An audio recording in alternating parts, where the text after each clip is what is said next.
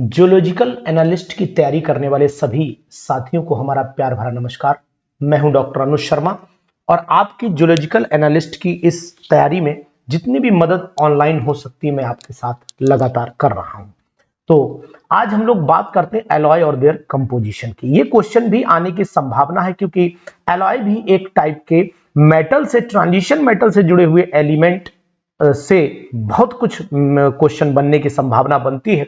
तो यहां पर उनका कंपोजिशन बताऊंगा कि एलॉय कौन कौन से इंपॉर्टेंट है और कौन से एलॉय एग्जामिनेशन में आपके लिए महत्वपूर्ण बनेंगे। तो ये वीडियो ध्यान से देखते रहिए और साथ ही साथ अपने दोस्तों में ये वीडियो शेयर जरूर करिएगा जिससे कि उन्हें भी इसकी जानकारी मिल जाए।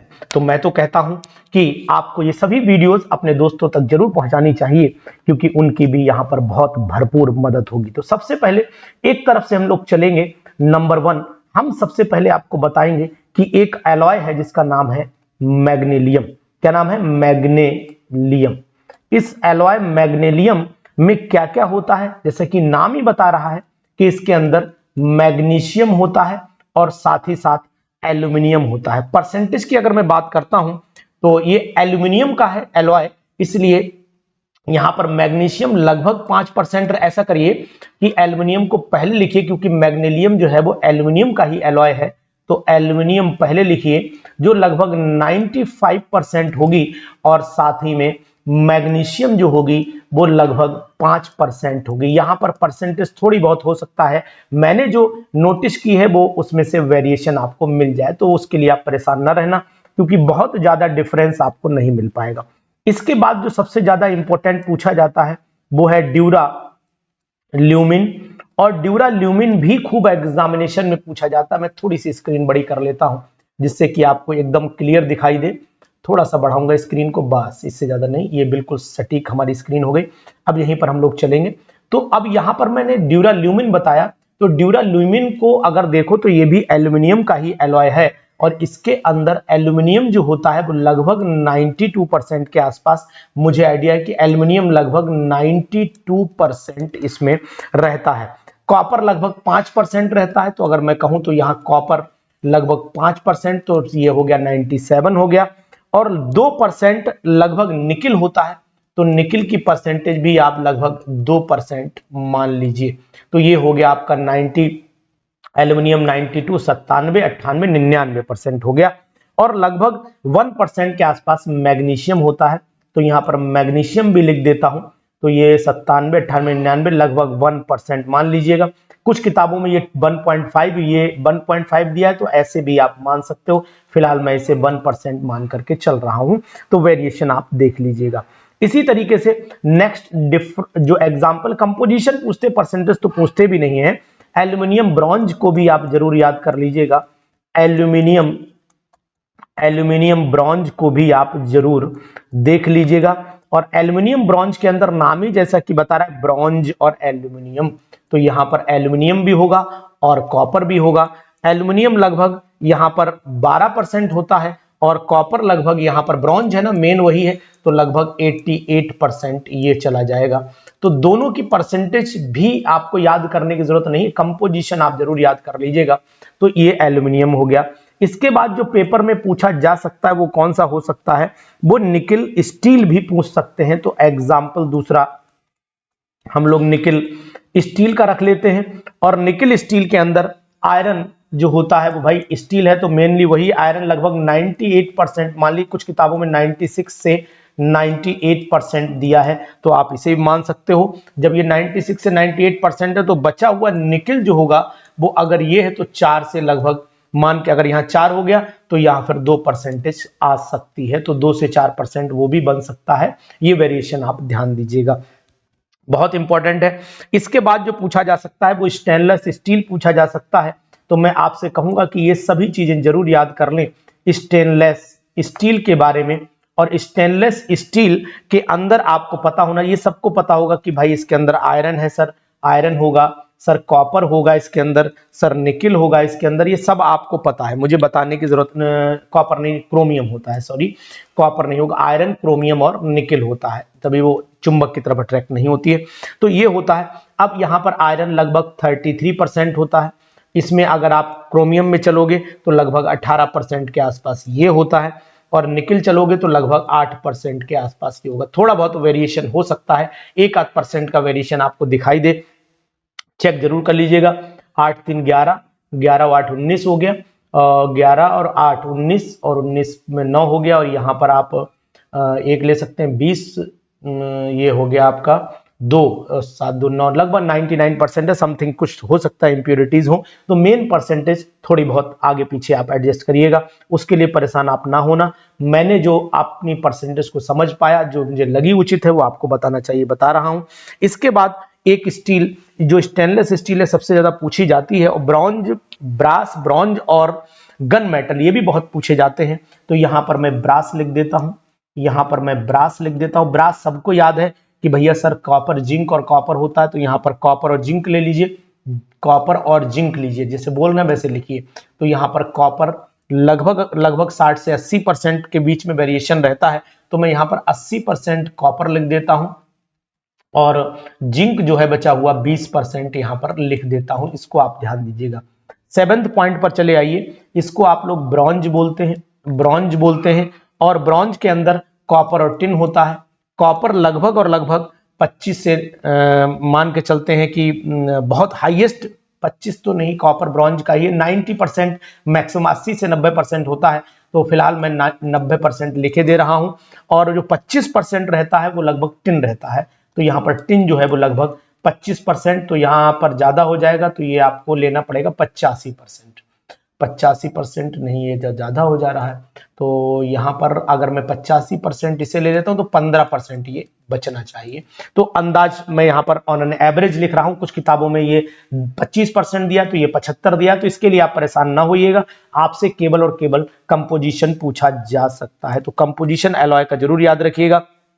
इसके बाद गन मेटल, ये तो खूब पूछते हैं कि भैया ये बताइए गन मेटल के अंदर क्या क्या होता है, तो आप याद रखना कॉपर, जिंक और टिन होता है, तो यहां पर इसी सीरीज में लिख देता हूं कॉपर, जिंक और टिन, ऐसे इन दोनों, इन सभी की परसेंटेज लगभग क्या हो सकती है, तो मैं आपको बताऊंगा। ये लगभग 80% होता है, और ये लगभग आपका 3-4% होता है, और ये लगभग आपका जो है वो रिमेनिंग 17% बचेगा, तो यहाँ पर लगभग 17% में इसको लिखे दे रहा हूं, ये परसेंटेज में है, तो ये नोट आप कर सकते हो। आइडिया है एक परसेंटेज का, जो मैंने बहुत सारी किताबों में वेरिएशन देखा, इसलिए बार बार इस बात को रिपीट कर रहा हूं। इसके बाद एक जो बहुत फेमस पूछा जाता है, जिसका नाम है जर्मन सिल्वर, जर्मन सिल्वर पूछा जाता है।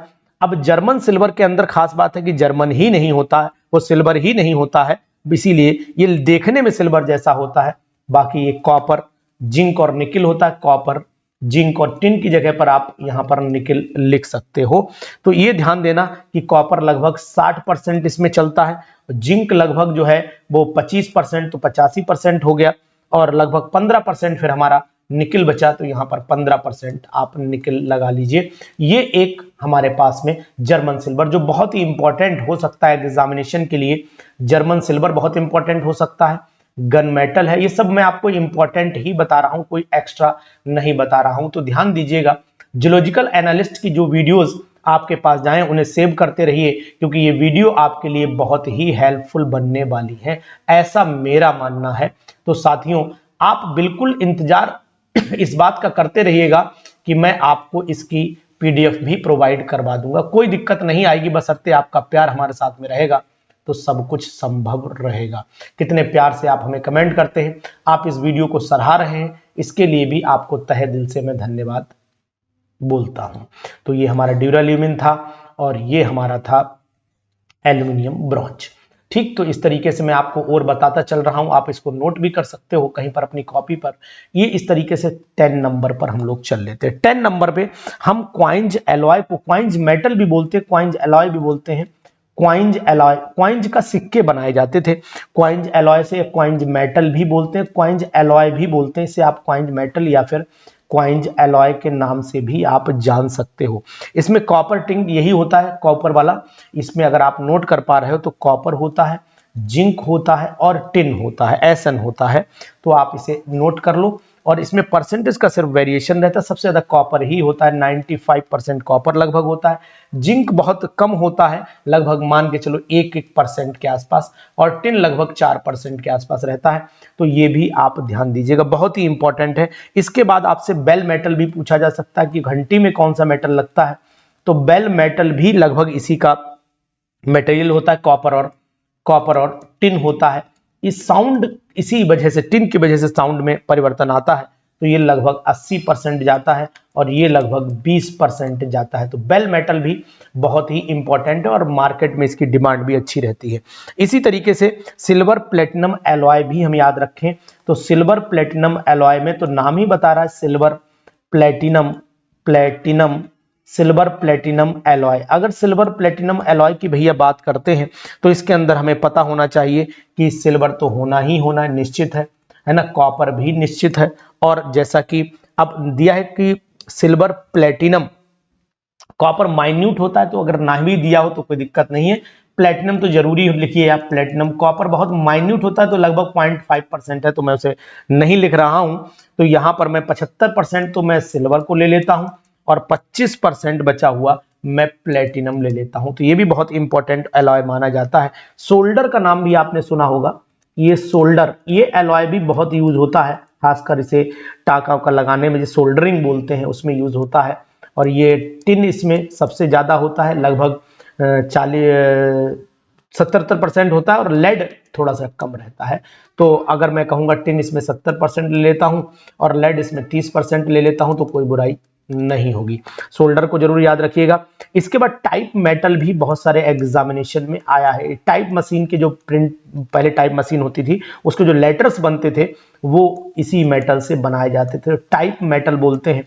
और टाइप मेटल में आपका लेड होता है, एंटीमनी होता है और साथ में टिन होता है। इतनी चीजें होती हैं और ये पीजीटी एग्जामिनेशन में बहुत पूछा गया है। तो आप लगभग मान के चलिए सबसे ज्यादा विचारा यही होता है, 99% तो लगभग यही है। 99% तो मान के चलो, 99 तो ज्यादा हो गया, गली जाएगा, किताब में वेरिएशन है 90 से 99, तो मैं 90% ले लेता हूं। ठीक है, टाइप मेटल में ध्यान दीजिएगा, आप वेरिएशन पर ना जाइएगा, चेक कर लीजिएगा एक बार आप इसको। 90% लीजिए। टिन जो है, अब थोड़ा सा सबसे टिन कम होता है तो हम इसको लगभग 3% मान लेते हैं और इसको हम 7%। अब किताबों में कहीं ये 8%, ये 2% दिया है, ये कहीं पर 9% दिया है, तो ये कभी 89 कर दिया गया। तो ये थोड़ी सी वेरिएशन आपको लगातार मिलती रहेगी, उसके लिए आप ना कमेंट करें ना परेशान हो। इसी तरीके से आपको बहुत सारे मेटल्स और उनके कंपोजिशन जरूर पता रहे। जो मैंने बताए हैं ये जियोलॉजिकल एनालिस्ट में आपको एक ना एक एग्जामिनेशन में जरूर मिल जाएगा, क्योंकि एग्जामिनेशन की डिमांड अकॉर्डिंग टू पेपर तो यही कह रही है कि ये चीजें भी आपको पढ़ लेनी चाहिए। ट्रांजिशन मेटल्स आपको कहीं नहीं छोड़ने हैं और बहुत ही इंपॉर्टेंट है ये ट्रांजिशन मेटल्स और उनके अलॉय। तो मैंने आपको आज की इस छोटी सी वीडियो में बहुत इंपॉर्टेंट बात बताई है, ये कंपोजिशन भी आप जरूर याद रखिएगा। इससे पहले मैंने आपको ये सभी मिनरल्स बताए, उनके कंपोजिशन बताए, और इसी के आगे मैं अब अगली क्लास में कंटिन्यू करूंगा कि आखिरकार हम लोग मिनरल्स से जुड़ा हुआ किस तरीके से आगे प्रोसीड कर सकते हैं। और ये हम पूरा सिलेबस आपका जियोलॉजिकल एनालिस्ट का जरूर कंप्लीट करेंगे और ये कंप्लीशन आपको बहुत मदद भी देगा। तो साथियों, वीडियो को शेयर जरूर करिएगा, सब्सक्रिप्शन भी अगर आप नहीं लिए तो ले लीजिएगा, सब्सक्राइब कर लीजिएगा, और साथ ही साथ इस वीडियो पर बढ़िया सा कमेंट भी हमें चाहिए। एलॉय और देयर कंपोजिशन, ये बहुत सारे डिफरेंट एग्जामिनेशंस में भी बहुत मदद करता है। तो इसी के साथ हम आपको अगली वीडियो में जरूर मिलेंगे और बेस्ट एनालिसिस के साथ मिलेंगे। Thank you.